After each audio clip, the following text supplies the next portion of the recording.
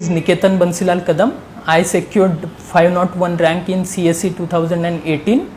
I completed my schooling from my village in Jilla Parishad school. After that I completed diploma in computer technology. Then I did engineering in computer science. After completing BTech I worked for 2 years in IT company. मैं आज आपके साथ prelims की strategy share करना चाहता हूँ और ये स्ट्रैटेजी मैं दिल्ली नॉलेज ट्रैक के माध्यम से शेयर करूँगा. So first of all, prelims preparation is not separate from the mains preparation और overall UPSC preparation. There are certain basics one need to follow in order to clear the prelims. ये मेरा तीसरा attempt था जिसमें मेरी rank आई है 501. मेरे सब अटैम्प्ट्स में 120 प्लस मार्क्स आए हैं प्रीलिम्स में. तो मैं आपके साथ प्रीलिम्स की स्ट्रैटेजी शेयर करूंगा. The first thing is that कि आप आज तक जितना भी कुछ लर्न किया है आपने, इससे पहले कुछ पढ़ा होगा, तो आपको एक माइंडसेट बनाना है कि मैंने आज तक कुछ पढ़ा नहीं है. आपको सब अनलर्न करना है और आपको ज़ीरो से स्टार्ट करना है. In short, one needs to start from the scratch. The second thing is that there are certain basic books, वो पढ़ने ही पढ़ने हैं. मेरे पास लिस्ट है वो बेसिक बुक्स की, मैं आपके साथ वो शेयर करूँगा वीडियो के एंड में. आफ्टर दैट जब हम प्रिपरेशन स्टार्ट करते हैं तो मेरे ख्याल से हमने 1 साल पहले प्रिपरेशन स्टार्ट करने चाहिए. 1 साल तक हमें कोई भी एग्ज़ाम में अपीयर नहीं होना चाहिए. तो सारी NCERTs कवर करनी चाहिए, जितने भी ह्यूमैनिटीज़ की सब्जेक्ट्स हो या साइंस हो. तो 6th स्टैंडर्ड से लेकर 12th स्टैंडर्ड तक हमें सारी NCERT बुक्स पढ़नी है. वो भी इस माइंडसेट के साथ पढ़नी है कि हमें पहले इसके बारे में कुछ पता नहीं था और ये फर्स्ट टाइम ही हम सब पढ़ रहे हैं. सेकेंड थिंग इज़ दैट, जो मैंने पहले ही आपको बोला है कि ये प्रीलिम्स प्रिपरेशन ये सेपरेट नहीं होता है. ये हमारा प्रिपरेशन हमेशा मेंस ओरिएंटेड ही होना चाहिए. So why it should be mains oriented? First thing is that mains is like a superset and prelims is the subset. Those who cover entire mains syllabus, उनका अपने आप prelims का सारा syllabus cover हो जाता है. The second thing is that mains के syllabus में जो होता है, जब हम पढ़ते हैं mains oriented preparation होता है, तब हम कभी भी कोई भी टॉपिक हो उसको पूरी तरह से समझने का प्रयास करते हैं. और हम ये भी करते हैं, एनालिसिस भी बहुत ज़्यादा करते हैं, क्योंकि हमारे बैक ऑफ द माइंड ये चलता है कि ये सब हमें रिप्रोड्यूस करना है मेंस में, क्योंकि वहाँ पे डिस्क्रिप्टिव आंसर्स लिखने होते हैं. तो हम बहुत ज़्यादा एनालिटिकल होते हैं उस केस में. और अगर हम पिछले कुछ साल के प्रीलिम्स के पेपर देखें तो उसमें एक बात तो आप सबको समझ में आएगी कि it's more about analytical abilities and not about the factual knowledge. जैसे कि मैंने अभी कहा कि प्रिपरेशन मेंस ओरिएंटेड ही रहना चाहिए, तो उसमें हमें एंटायर जीएस सिलेबस कवर करना है लाइन बाय लाइन. जो हर एक कीवर्ड जो है जीएस के सिलेबस में, एटलीस्ट हमें उसके बारे में कॉन्सेप्चुअल क्लैरिटी होनी ही चाहिए. अगर हम ऐसा करते हैं, ये सारी चीज़ें हमें एटलीस्ट 2 महीने पहले तक करनी है प्रीलिम्स के. और कभी कभी बहुत ज़्यादा इनसिक्योरिटी होती है, तो हम 2 महीने पहले एक प्रीलिम्स ओरिएंटेड अप्रोच ला सकते हैं हमारे प्रिपरेशन में. जैसे कि बहुत ज़्यादा एक्यूरेसी पे फोकस करना, फैक्ट्स रिवाइज करना अगेन एंड अगेन. तो ये सारी डेडिकेटेडली हम प्रीलिम्स के लिए 2 महीने रख सकते हैं, लेकिन वो भी ज़रूरत नहीं है. 1 month is more than sufficient for it. After that another most important thing is revision. बहुत बार हम ये बात मिस कर जाते हैं, क्योंकि बहुत सारा डेटा होता है. It's sea of information. So नया नॉलेज गेन करने के चक्कर में हम ये बात भूल जाते हैं कि हमें ये रिवाइज भी करना है. और रिवीजन के लिए मेरी जो स्ट्रैटेजी थी, हर एक महीने में 5 दिन रिवीजन के लिए सेपरेट रखे थे और रिजर्व रखे थे, और वो 5 दिन में रिवाइज करता था. और second thing is that revise करते वक्त हमें मटेरियल कंसोलिडेट करना होता है, सो दैट प्रीलिम्स के पहले कुछ दिन हम वो सारी चीज़ें बहुत अच्छे से रिवाइज कर पाते हैं. क्योंकि हमें पता होता है कि GS 1 में, 2 में, 3 में कौन सी चीज़ें आती है, और वो बहुत क्विकली रिवाइज हो सकता है वो. In case of revision, another most important thing is that there are certain basic books. For example polity के लिए लक्ष्मीकांत हो गया, हिस्ट्री के लिए बहुत सारे स्पेक्ट्रम पब्लिकेशन का बुक फॉलो करते हैं, एनवायरनमेंट के लिए शंकर IAS का बुक फॉलो करते। ये जो सारे बुक्स है वो हमें अगेन एंड अगेन पढ़ने हैं, ये सारे इंटरनलाइज करने हैं, क्योंकि कैसा होता है कि बहुत बार हम प्रेडिक्ट नहीं कर सकते कौन से क्वेश्चंस आ सकते हैं UPSC में। लेकिन एक बात तो सर्टन है कि ये जो सारे स्टैटिक बुक्स हैं इनमें से बहुत सारे क्वेश्चंस आ जाते हैं। अगर हमें इनमें से जो क्वेश्चन आते हैं उनमें गलती नहीं करनी है तो ये बुक्स हमें बहुत बार पढ़ने चाहिए। क्योंकि मैं मेरा एक एग्जांपल दूंगा, जो लक्ष्मीकांत का बुक है पॉलिटी का, मैंने फर्स्ट अटेम्प्ट में, जब मैंने अगस्त 16 में मेरा फर्स्ट अटेम्प्ट था, उससे पहले 1 साल में प्रिपरेशन कर रहा था, तब तक मैंने वो बुक 8 बार पढ़ा था।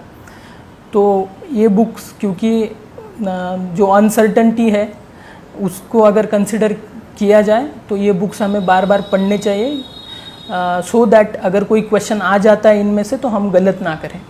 और एक चीज़ होती है प्रीलिम्स के प्रिपरेशन के बारे में कि जो बहुत बार एस्पिरेंट्स को कन्फ्यूजन में डाल देती है, वो है टेस्ट्स।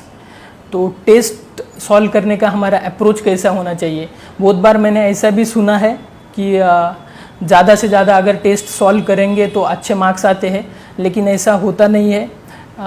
टेस्ट, कोई भी प्रीलिम्स की टेस्ट सीरीज़ हो तो उसके 2 पर्पज़ होते हैं। एक प्राइमरी पर्पज़ जो होता है वो अपना खुद का एक अप्रोच डेवलप करना होता है। फॉर एग्जांपल, मैं 80+ क्वेश्चन सॉल्व करता हूँ तो मेरे 100+ मार्क्स आते हैं।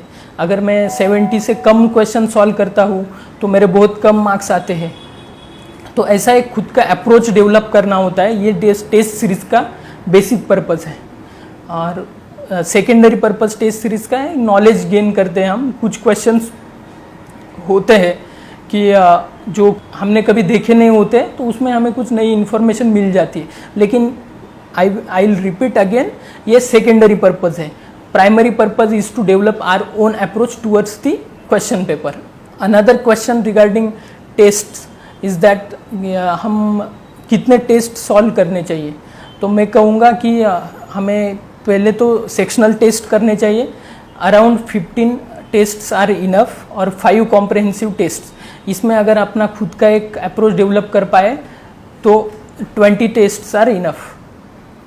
उसके बाद और एक इम्पॉर्टेंट बात कि सोर्सेस कौन से होने चाहिए। तो मैंने जैसे पहले कहा कि जो बेसिक बुक्स है हर एक सब्जेक्ट के, जो स्टैटिक पोर्शन कहा जाता है, उसके लिए मेरे पास वेल डिफाइंड सोर्सेस है और सभी के पास होते हैं। लेकिन जो डिफरेंशिएटिंग फैक्टर होता है कि जो प्रीलिम्स क्रैक करते हैं वो रिवाइज करते हैं again and again, first thing. और सेकंड थिंग ऐसा है कि वो इंटरनलाइज करते हैं ये सारी चीज़ें। और एक चीज़ है जो बहुत सारे एस्पिरेंट्स इस प्रोसेस में मिस कर जाते हैं, वो है कि जो लास्ट डेज होते हैं प्रीलिम्स के पहले, 1 महीना या 15 डेज अगर हम मान लिए, उन दिनों में हमारी कॉन्फिडेंस लेवल बहुत ही लो होती है। तो मैं ऐसा कहूँगा कि ये जो लास्ट 15 डेज होते हैं या 1 मंथ होता है, इसमें ऐसी चीज़ें करनी चाहिए कि जिससे हमारा कॉन्फिडेंस बिल्ड हो, हमारी कॉन्फिडेंस लेवल हाई हो। जैसे कि मुझे पता है कि अगर मेरे 2-3 बुक्स है, अगर मैं वो पढ़ता हूँ तो मेरा कॉन्फिडेंस लेवल बहुत हाई हो जाता है। First thing, the ancient India का एक NCERT है, वो अगर मैं पढ़ता हूँ तो मुझे बहुत ही एनरिचमेंट वाली फीलिंग आती है, एक विजडम की फीलिंग आती है, वो हो गया। और सेकेंड थिंग, जो स्पेक्ट्रम का हिस्ट्री का बुक है, उसकी जो समरी है, अगर वो मैं पढ़ता हूँ तो तभी मेरी कॉन्फिडेंस लेवल बहुत हाई हो जाती है। तो ऐसे कुछ पॉइंट्स होते हैं, निटिग्रिटीज़ होती है, वो आइडेंटिफाई करने चाहिए और लास्ट डेज में हमें वही चीज़ें करनी चाहिए, सो दैट दोज 2 आवर्स, क्योंकि हर किसी का टारगेट तो वही होता है कि वो जो 2 आवर्स होते हैं GS1 के प्रीलिम्स में, तो वो कैसे जाने चाहिए। तो ये confidence building measures directly positive impact करते हैं इन सारी चीज़ों पे। Lastly I would like to share 3 don'ts and 3 do's for the prelims preparation. Do's should be, first one, anyone's prelims preparation should be mains oriented and entire GS syllabus should be covered within time. The second thing is that revision is the most important thing. One has to revise again and again, especially the static books. Those are well defined books. And the third thing is the do's is analysis of previous year's papers. most of the times what happens, aspirants join test series and follow the coaching tests, but instead of that, first thing should be to analyze the previous year's question papers. क्योंकि कैसे होता है, UPSC का एक pattern set है, जो static questions है उनके रिगार्डिंग तो एक पैटर्न सेट ही है, तो वो जो क्वेश्चंस है वो टैकल करने हो तो अच्छे से प्रीवियस ईयर क्वेश्चन पेपर्स की एनालिसिस करना बहुत ही ज़रूरी होता है. इन केस ऑफ डोंट्स, मैं ऐसे कहूँगा कि first one is avoid multiplicity of the sources, क्योंकि मार्केट में बहुत ज़्यादा मटेरियल अवेलेबल है. बहुत बार हम क्या करते हैं कि एक ही टॉपिक मल्टीपल सोर्सेस में पढ़ने का ट्राई करते हैं, लेकिन उससे ऐसा होता है कि हम बहुत ही ज़्यादा कंफ्यूज हो जाते हैं. तो ऐसा करना चाहिए कि एक ही सोर्स में से वो बहुत ज़्यादा बार पढ़ना चाहिए. The second thing is that I have already mentioned the mindset that I already know something about the topic.